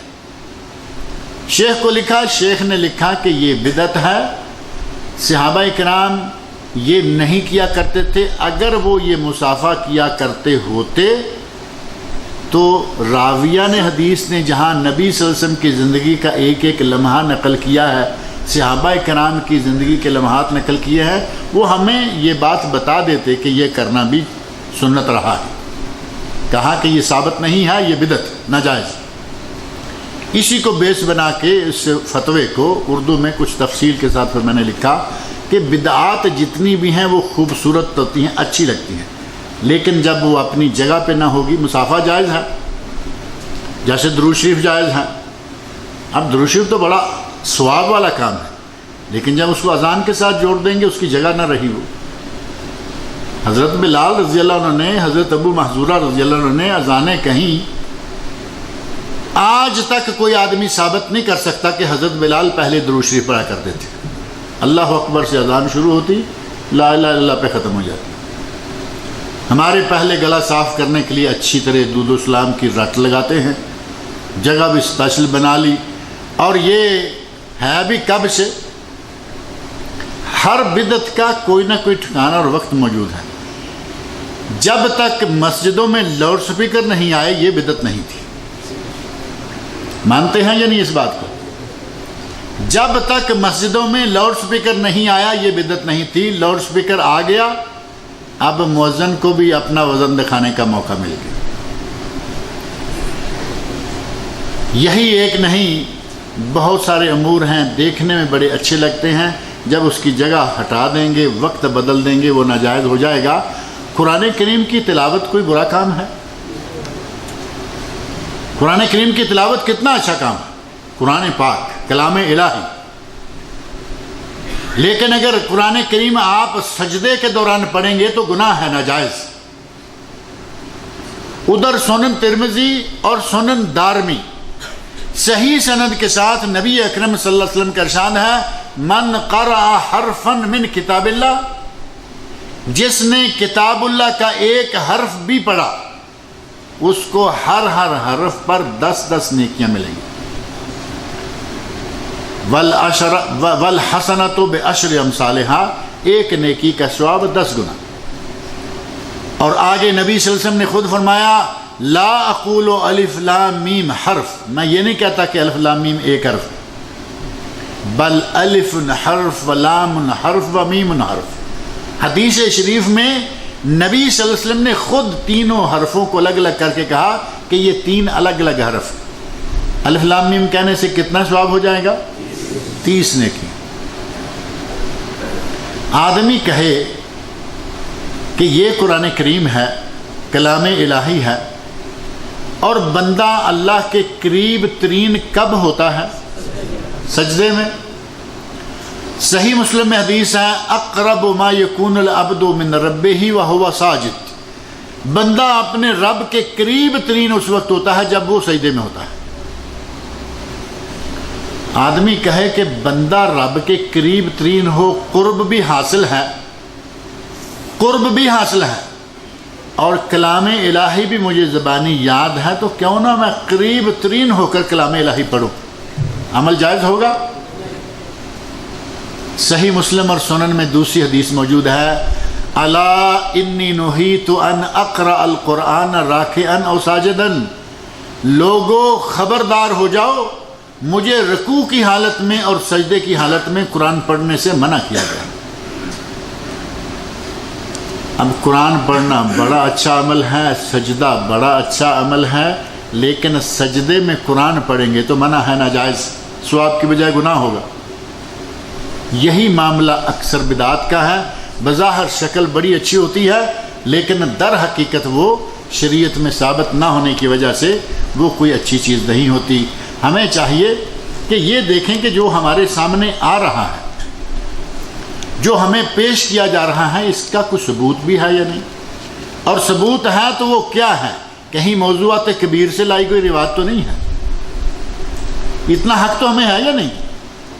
میرے بھائی، ہم بازار میں نکلتے ہیں، 10 ریال کی چیز لینی ہوتی ہے، اس کنارے سے شروع ہوتے ہیں، خبیب سے لے کے فائزیہ تک جاتے ہیں، گھومتے ہیں، یہاں سستی ملے، آپ کا حق ہے، سستی ملے، اچھی کوالٹی کی ملے، آپ کا حق ہے۔ دین ہی اتنی نکمی چیز سمجھ لی آپ نے کہ جو ہمارا مولوی کہے وہی ٹھیک ہے، اس کو ہمیں کہیں اور جانا ہی نہیں، پوچھنا ہی نہیں۔ دین کے لیے تھوڑا وقت نکالیں، دین کے لیے تھوڑا سا پیسہ خرچ کریں، زیادہ نہیں، تھوڑا سا۔ قرآن کریم خریدیں، بلکہ یہاں تو فری ملتے ہیں آپ کے سامنے، آپ کی زبان میں ترجمہ تفسیر موجود ہے اور فری میں ہے۔ سعودی حکومت اور ملک فہد کے نیک کارناموں میں سے یہ بہت بڑا کارنامہ کہ 40 سے زیادہ زبانوں میں قرآن ترجمہ تفسیر چھاپ کر فری تقسیم ہو رہا ہے، دنیا بھر میں جا رہا ہے۔ کارنامہ ہے یا نہیں؟ قرآن کی خدمت کا بہت بڑا کارنامہ۔ ایک قرآن مجید اس طرح کا رکھیں جس میں ترجمہ مختصر تفسیر ہو، صحیح بخاری صحیح مسلم کا سیٹ رکھیں، آپ کو یہ لاف گزاف مولویوں سے آپ کی جانیں چھوٹ جائے گی۔ صحیح بخاری صحیح مسلم کوئی ضعیف حدیث نہیں ہے، پورے سکون کے ساتھ آپ ان پر عمل کر سکتے ہیں، اور جیسے جیسے آپ آگے بڑھیں گے آپ کو پتہ چلے گا کہ ہمیں اور بھی کوئی کتاب دیکھ لینی چاہیے۔ تھوڑا سا خرچہ کریں گے، روزانہ 5 ریال کے سگریٹ تو عام آدمی پی جاتا ہے نا، 5 ریال کی ڈبی تو عام آدمی پی جاتا ہے۔ اب 5 ریال اگر ایک آدمی نے 1 مہینہ بچا لیے تو کتنے پیسے ہو گئے؟ 150 ریال ہو گیا نا۔ 150 ریال میں یہ جو میں سیٹ بتا رہا ہوں پورا سیٹ آ جاتا ہے، قرآن کریم ترجمے تفسیر کے ساتھ اور بخاری مسلم ترجمے اور شرح کے ساتھ آپ کو یہ مکمل سیٹ 150 ریال میں مل سکتا ہے۔ تھوڑا سا وقت، تھوڑا سا پیسہ لیجئے، لگائیے، اور یہ چیزیں اپنے پاس رکھیے۔ آج آپ کے کام آئیں گی، کل آپ کی وراثت میں آپ کی اولاد کے پاس جائیں گی۔ یہ سلسلہ جہاں تک چلتا رہے گا آپ کے لیے، آپ کے نامہ اعمال میں ثواب بھی ہوگا، صدقہ جاریہ بھی ہوگا، اور آپ کی انشاءاللہ ان بدعات سے بھی جان چھوٹتی چلی جائے گی۔ اللہ رب العزت سے میری دعا ہے کہ وہ ہمیں دین خالص سیکھنے اور اس پر عمل کرنے کی توفیق عطا فرمائے۔ جتنی چیزیں دین میں داخل کی جا رہی ہیں اللہ تعالی ہمیں ان تمام چیزوں سے محفوظ رکھے، توحید میں پکا اور سچا موحد مسلمان بنائے، نبی صلی اللہ علیہ وسلم کا امتی اور مطیع فرمان بنائے۔ اللہ رب العزت میرا اور آپ کا خاتمہ جو ہے وہ خیر پر کرے۔ اللہ تعالیٰ مجھے اور آپ سب لوگوں کو نیک عمل کی توفیق عطا فرمائے۔ وما علینا الا البلاغ المبین۔ السلام علیکم ورحمۃ اللہ وبرکاتہ۔ یہ تھے آج کے ہمارے معزز مہمان فضیلت الشیخ منیر قمر حفظہ اللہ تعالی، اللہ تعالیٰ انہیں جزائے خیر عطا فرمائے کہ وہ ہماری رہنمائی فرما رہے تھے کہ اس مہینہ میں کون سی بدعات جو ہیں وہ پھیل رہی ہیں۔ بھائیوں، الحمدللہ یہاں پر آنے والے تمام بھائی ان موضوعات کو اکثر یہاں پر سنتے رہتے ہیں۔ اللہ تعالیٰ کا یہاں پر بہت بڑا احسان ہے کہ مختلف علماء کرام یہاں ہمارے پاس تشریف لاتے ہیں اور ہماری رہنمائی کرتے ہیں۔ تو الحمدللہ میں یہ جانتا ہوں اور سمجھتا ہوں کہ ہمارے بھائی جو یہاں تشریف فرما ہیں وہ ان تمام باتوں کو سن کر اپنی اصلاح کرتے ہیں۔ نہ صرف اصلاح اپنی کرتے ہیں بلکہ اپنے پیچھے گھر والے جو ہیں ان کی بھی اصلاح کرتے رہتے ہیں۔ یہ ہمارے لیے ایک بہت بڑی سعادت کی بات ہے۔ اللہ کا یہ بہت بڑا ہم پر فضل اور کرم ہے کہ یہاں ہمارا کوئی اینٹی گروپ نہیں ہے۔ یہاں بڑے ایک اچھے انداز میں اور اچھے طریقے سے لوگوں کی اصلاح ہوتی رہتی ہے۔ کئی بھائی بعد میں ملتے بھی ہیں، ملاقات بھی ہوتی ہے اور وہ بتاتے ہیں کہ الحمدللہ ہمیں یہاں آ کر ان باتوں کا پتہ چلا ہے، اس سے پہلے تو ہمیں ان باتوں کا پتہ ہی نہیں تھا۔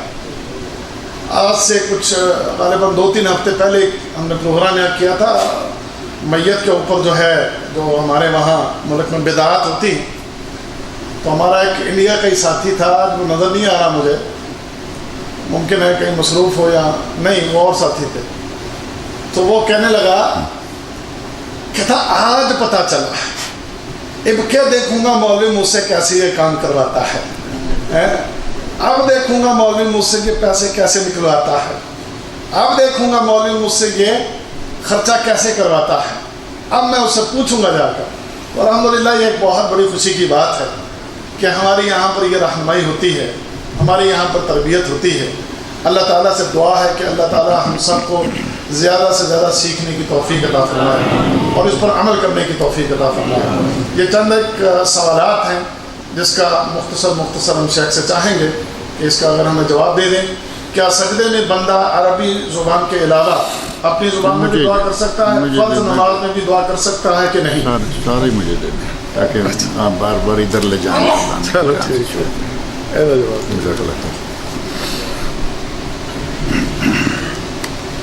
بسم اللہ والصلاۃ والسلام علی رسول اللہ۔ جہاں تک تعلق ہے سجدے میں دعا کا، تو میں نے حدیث ابھی آپ کے سامنے پڑھی ہے، صحیح مسلم کی حدیث ہے، سنن میں بھی موجود ہے، اقرب ما یکون العبد من ربہ وہو ساجد۔ بندہ اپنے رب کے قریب ترین اس وقت ہوتا ہے جب وہ سجدے میں ہوتا ہے۔ تو نبی صلی اللہ علیہ وسلم ارشاد فرماتے ہیں فاجتہدوا فیہ الدعاء، تو تم فاجتہدوا فیہ الدعاء، سجدے میں دعا مانگنے کی کوشش کرو، محنت کرو، زیادہ سے زیادہ دعائیں مانگو۔ فقامن ان یستجاب لکم، یہ دعائیں جو سجدے میں کرو گے یہ سنی جانے کے قریب ہیں، یہ سنی جاتی ہیں، مانی جاتی ہیں، قبول ہوتی ہیں۔ تو دعائیں کیجئے۔ اب رہا مسئلہ کہ آپ کو عربی میں دعا نہیں آتی، قرآن کریم سے نہیں آتی، حدیث شریف سے نہیں آتی، گانے 100-150 آتے ہیں، گانے 100-150 آتے ہیں، دعا کوئی نہیں آتی۔ چلے ہمارا ایک مسئلہ ہے یہ بھی، ایسے آدمی کے لیے اہل علم نے کہا ہے کہ فرائض میں خاص طور پر مسنون دعاؤں پر اکتفا کرے، قرآن و سنت کی دعائیں۔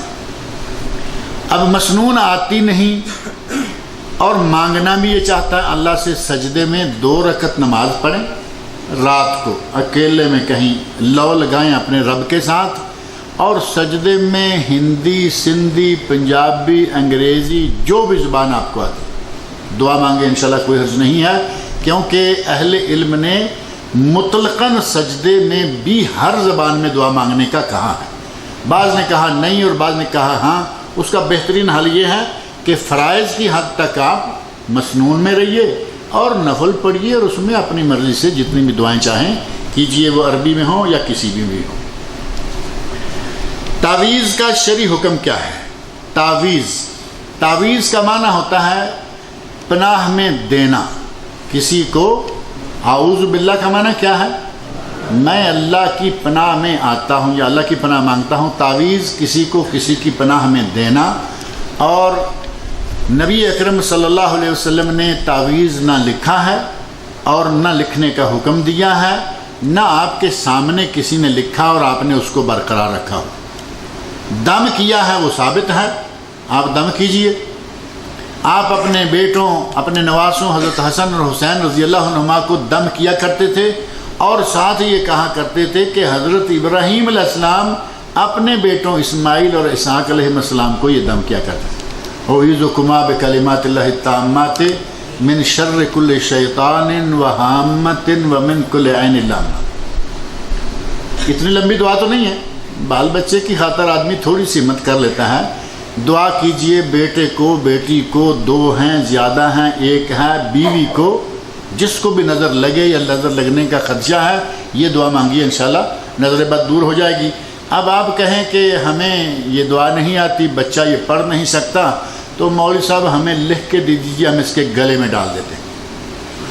حضرت ابن مسعود رضی اللہ عنہ نے کسی گھر والے فرد کے گلے میں تعویذ دیکھا، ایسے انگلی ڈالی، دھاگا ہی تو تھا نا، انگلی ڈالی، کھینچا اور دیوار سے باہر پھینک کے کہا ابن مسعود کا گھر ہر طرح کے شرک سے پاک ہے. یہ صحابی کا عمل ہے. تو ایسا ہی ہونا چاہیے. اور یہ اچھا تھا کہ اس وقت وہ دھاگا ذرا کمزور ہوگا، ٹوٹ گیا، نہیں تو ہمارے کسی پیر کے پاس کوئی دم کروانے خاتون گئی تو اس نے کہا کہ حضرت ذرا دھاگا اچھا سا لگائیے، یہ بچہ توڑ دیتا ہے. اس نے کہا کہ بی بی بچہ مرے تو مرے، دھاگا نہیں ٹوٹے گا. جس نے 13-14 کا روزہ رکھا تو وہ آج کا روزہ رکھ سکتا ہے اگر وہ رکھتا آ رہا ہے، یعنی ہر مہینے میں 13, 14, 15 کے رکھتا ہے، آج کا رکھے، اس کے لیے عین سنت ہے، ثواب ہے، جائز، کیونکہ وہ ہر مہینے 13, 14, 15 رکھتا ہے. اور اگر یہ دن آ جاتا جمعرات کو، یہ دن آ جاتا جمعرات کو، اور ایک آدمی پیر اور جمعرات کے 2 روزے ہر ہفتے رکھتا ہے، وہ بھی رکھے، اس کے لیے بھی عین سنت ہے. لیکن جس نے کبھی سال میں روزہ چکھ کر بھی نہیں دیکھا اور وہ 15 کا روزہ رکھنے کے لیے ساتھ 13, 14 بھی لگا لے کہ چلو 15 کو تو میں کسی طرح حلال کروں، نیت اللہ جانتا ہے کہ یہ برات کا روزہ رکھ رہا ہے یا کس طرح کا روزہ رکھ رہا ہے. شب برات کے حوالے سے ایک اور بات بھی ذکر کر دوں لگے ہاں، تو ہمارے لوگوں کو ڈرایا جاتا ہے کہ نماز نہ پڑھو گے تو پتہ نہیں کیا ہو جائے گا، روزہ نہ رکھو گے کیا ہو جائے گا. کہتے ہیں یہ وہ رات ہے جس رات میں مرنے والوں کے نام رجسٹر میں لکھے جاتے ہیں کہ اس سال میں کس کس نے مر جانا ہے، اور جنہوں نے پیدا ہونا ہے ان کا، جنہیں جتنا رزق ملنا ہے. اللہ کے نیک بندو، یہ مسئلہ تھوڑا لمبا ہے. قرآن کریم سورہ بقرہ آیت نمبر 185، شہر رمضان الذی انزل فیہ القرآن. سورہ دخان آیت نمبر 3، انا انزلناہ فی لیلۃ مبارکہ انا کنا منذرین فیہا یفرق کل امر حکیم امرا من عندنا. اللہ نے فرمایا کہ ہم اس قرآن کو کب نازل کیے؟ مبارک رات میں. مبارک رات کون سی ہے؟ پہلے فرمایا کہ رمضان میں قرآن نازل کیا، یہ مبارک رات 100% یقینی ہے کہ وہ رمضان میں ہے. 30ویں سپارے میں آ جائیں، انا انزلناہ فی لیلۃ القدر، ہم نے اسے لیلۃ القدر میں، جو کہ آخری عشرے کی 5 راتوں میں سے کوئی ایک، 21, 23, 25, 27, 29 ان میں سے ایک ہے، وہ ہے لیلۃ القدر. اس میں یہ فیصلے ہوتے ہیں کیونکہ فیہا یفرق من کل امر حکیم امرا من عندنا. اللہ رب العزت نے فرمایا کہ اس میں حکیمانہ فیصلے ہوتے ہیں.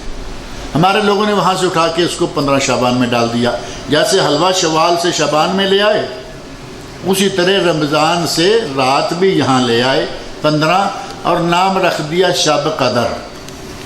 اب شب قدر فارسی ہے اور لیلۃ القدر عربی ہے.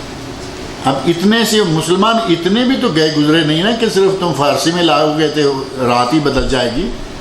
امام ابن کثیر رحمۃ اللہ علیہ نے، اسی طرح امام شوکانی، دیگر ائمہ، امام قرطبی، انہوں نے لکھا ہے کہ جو آدمی، پہلا قول یہی ہے کہ یہ مراد جس رات میں آیت نازل کی لیلہ مبارکہ مراد ہے وہی لیلۃ القدر. اور جس نے کہا کہ اس سے مراد 15 شعبان کی رات ہے فقد ابعد النجع، امام ابن کثیر کے الفاظ آپ یہ دے سکتے ہیں کہ وہ بڑی دور کی کوڑی لایا، یعنی جس کا یوں سمجھیں کہ موضوع سے کوئی تعلق کسی اعتبار سے بھی نہیں بنتا، وہ اٹھا کے یہاں فٹ کر رہا ہے. یہ لیلۃ القدر جو ہے وہ فیصلے اس رات میں ہوتے ہیں، یہاں اس 15 شعبان والی میں نہیں. حدیث میں ہے کہ ایک مسلمان اپنے بھائی سے 3 دن سے زیادہ بے تعلق نہ رہے تو یہ کون سے بھائی سے مراد کون سے بھائی ہیں؟ خونی بھائی یا دینی بھائی یا مشرقی بھائی یا مغربی بھائی؟ یہ مشرقی مغربی کوئی بھی نہیں ہے، دینی بھائی مراد ہے کہ جو مسلمان ہے۔ المسلم اخو المسلم انما المؤمنون اخوہ، قرآن میں بھی اور حدیث میں بھی فرمایا کہ مومن مسلمان آپس میں بھائی بھائی ہوتے ہیں، ایک بھائی دوسرے بھائی سے، جو بھی مسلمان بھائی ہے وہ 3 دن سے زیادہ لا تعلق نہ رہے۔ پھر آپ فرماتے ہیں کہ جو آدمی پہل کرے گا سلام کرنے میں وہ ان میں سے افضل ہوگا۔ پانی پر دم کرنا جائز ہے کیا؟ دلیل دیں۔ کہتے ہیں کہ پانی پہ دم کیا جا سکتا ہے یا نہیں؟ نبی اکرم صلی اللہ علیہ وسلم نے دم کیا ہے، آپ کو بچھو نے ڈنگ مار دیا، مانتے ہیں یا نہیں یہ بات؟ ادھر تو مختار کل کہیں اور ادھر بچھو ڈنگ مار جائے، مختار کل کیسا ہوا پھر؟ نبی اکرم صلی اللہ علیہ وسلم کو بچھو نے ڈنگ لیا، ڈسا، فرمایا لعن اللہ الاقرب، اللہ بچھو پر لعنت کرے، لا یدع نبیا ولا غیرہ، یہ نہ نبی کو پہچانتا ہے نہ غیر نبی کو۔ اور ایک روایت میں ہے لعن اللہ الاقرب لا یدع مصلیا ولا غیرہ، یہ نہ نمازی کو پہچانتا ہے نہ بے نماز کو۔ وہ گزرتے ہوئے جہاں بھی آیا اس نے ڈنگ مار دیا نبی صلی اللہ علیہ وسلم کے پاؤں پر، قدم مبارک پر۔ آپ نے نمک منگوایا، پانی منگوایا، علاج بھی طب نبوی کا ذہن میں رکھیں، کبھی کیڑا مکوڑا کسی کو ایسا لگ جائے۔ نمک میں پانی آپ نے گھولا اور قل یا ایھا الکافرون، قل ھو اللہ احد، قل اعوذ برب الفلق، قل اعوذ برب الناس۔ ایک روایت میں قل یا ایھا الکافرون شامل نہیں ہے، ایک میں قل ھو اللہ شامل نہیں ہے۔ بہرحال یہ چاروں قل آپ پڑھتے جاتے اور وہ نمک والا پانی اس زخم والی جگہ پر لگاتے جاتے اور پڑھ کے پھونک مارتے جاتے۔ اگر کوئی آدمی پانی پر دم کر کے پھونکتا ہے، پلاتا ہے، پیتا ہے، انشاءاللہ کوئی حرج نہیں ہے، لیکن سب سے زیادہ صحیح عمل یہ ہے کہ مریض کو دم کیا جائے اور زخم پر یا جگہ جو تکلیف والی ہے اس جگہ پہ دم کیا جائے، ادھر ادھر کی چیزوں پر دم نہ کیا جائے۔ لا صلاۃ لمن لم یقرأ بفاتحۃ الکتاب، تشریح کر دیجئے، اس کی نماز نہیں ہوتی جو سورہ فاتحہ نہیں پڑھتا، امام ہو، وہ مقیم امام ہو، منفرد ہو یا مقتدی ہو۔ نبی صلی اللہ علیہ وسلم نے کوئی فرق نہیں کیا کہ امام پڑھے یا نہ پڑھے، مقتدی پڑھے یا نہ پڑھے، منفرد پڑھے یا نہ پڑھے، فرمایا لا صلاۃ لمن لم یقرأ بفاتحۃ الکتاب، جو سورہ فاتحہ نہیں پڑھتا اس کی نماز نہیں ہوتی۔ مقتدی کے لیے خاص طور پر مسئلہ ہے، امام تو پڑھتا ہی پڑھتا ہے، اکیلا بھی پڑھتا ہی پڑھتا ہے، اصل آ کے مسئلہ بن جاتا ہے کہ مقتدی پڑھے یا نہ پڑھے۔ نبی اکرم صلی اللہ علیہ وسلم نے صحابہ کرام سے جماعت کے دوران سنا کہ کوئی پیچھے سے پڑھ رہا ہے، سلام پھیرا تو پوچھا کہ کوئی میرے ساتھ قرآن پڑھ رہا تھا؟ صحابی نے کہا ہاں یا رسول اللہ۔ فرمایا میں بھی کہوں کہ میری تلاوت میں رکاوٹ کون ڈال رہا ہے؟ فرمایا کہ جس وقت امام کے ساتھ ہو اس وقت کچھ نہ پڑھا کرو الا بفاتحۃ الکتاب۔ اس حدیث میں یہ الفاظ موجود ہیں، کچھ نہ پڑھو سوائے سورہ فاتحہ کے۔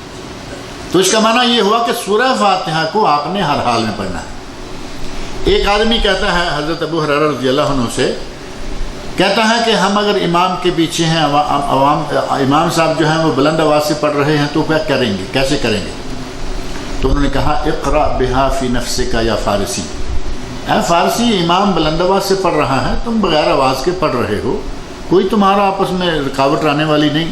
نبی صلی اللہ علیہ وسلم نے جس آدمی کو سن کے روکا، سن کے اس نے بلند آواز سے پڑھا تھا، اور روکا بھی تو سورہ فاتحہ سے نہیں روکا، کہا کہ سورہ فاتحہ کے سوا کچھ نہ پڑھا۔ اور یہ نبی اکرم صلی اللہ علیہ وسلم سے باقاعدہ ایک جہری نماز میں بھی یہ بات ثابت ہے کہ جہری نماز میں نبی اکرم صلی اللہ علیہ وسلم کے پیچھے صحابہ کرام جو ہے وہ پڑھا کرتے تھے، آپ نے ان کو پڑھنے کی تعلیم دی۔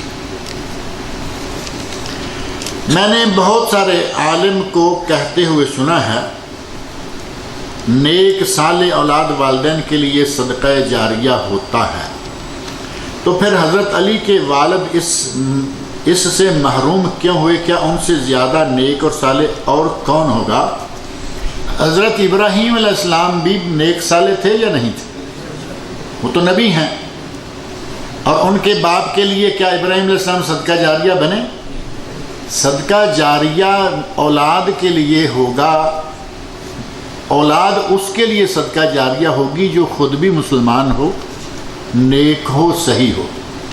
حضرت علی رضی اللہ تعالیٰ عنہ کے والد مسلمان ہی نہیں ہوئے، ابو طالب مسلمان ہی نہیں ہوئے، اور ادھر ہمارے پاکستان میں ایک بڑا اچھل اچھل کے آدمی تقریر کر رہا تھا، بڑا اس کے زمین پہ بیٹھا نہیں جا رہا، اچھل اچھل کے کہتا ہے کہ تم کہتے ہو مسلمان نہیں ہوا، جس مسلمان کی چند مسلمان نماز پڑھ دیں تو وہ مسلمان ہو جاتا ہے جس کی نماز میں خود محمد مصطفیٰ، یہ بھی تو آپ سمجھ سکتے ہیں نا کہ کون ہوگا،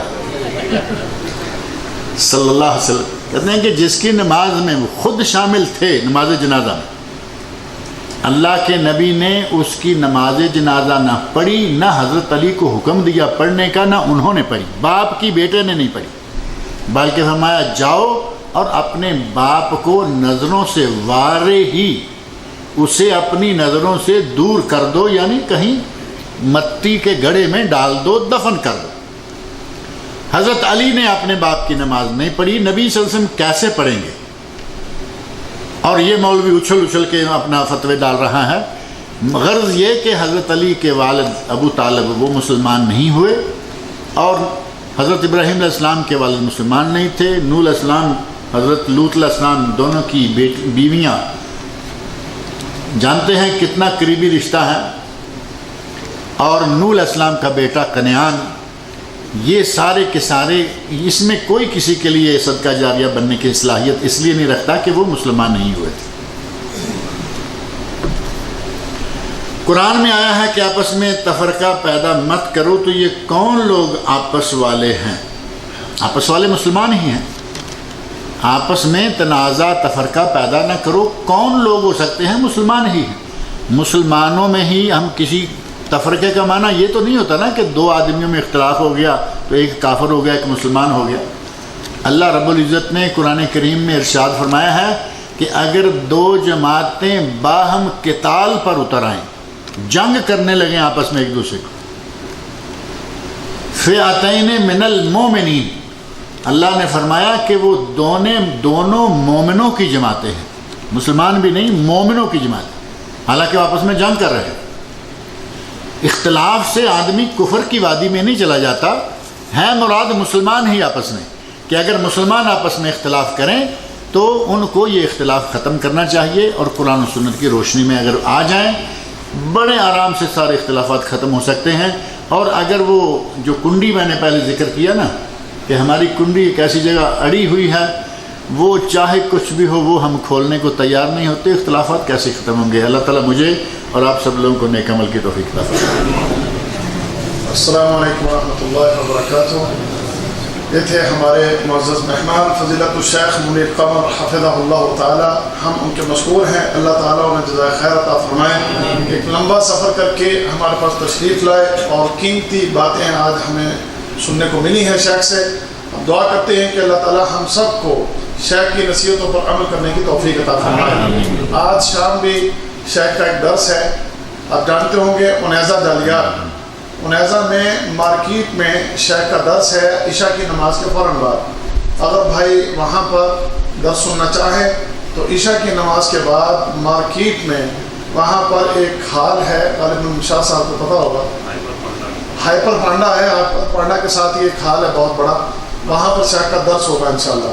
تو اگر آپ نے وہاں آنا ہو، فون پر آپ رابطہ کر سکتے ہیں، ہم آپ کی وہاں رہنمائی کر دیں گے کہ شیخ کا درس وہاں پر کہاں ہے۔ تو اللہ تعالیٰ ہم سب کو ایسے جو ہمارے کبار علماء ہیں ان سے زیادہ سیکھنے کی توفیق عطا فرمائے۔ آئندہ پھر آپ سے انشاءاللہ جمعہ کے دن ملاقات ہوگی۔ اللہ تعالیٰ آپ سب کا ہم سب کا حمد و ناصر ہو۔ اللہ تعالیٰ ہم سب کو اپنے دین پر عمل کرنے کی توفیق عطا فرمائے، اور جتنی بھی بدعات خرافات ہیں اللہ تعالیٰ اس سے ہمیں محفوظ فرمائے۔ جزاکم اللہ خیر۔ سبحانک اللہم و بحمدک، اشہد ان لا الہ الا انت، استغفرک و اتوب الیک۔ السلام علیکم ورحمۃ اللہ وبرکاتہ۔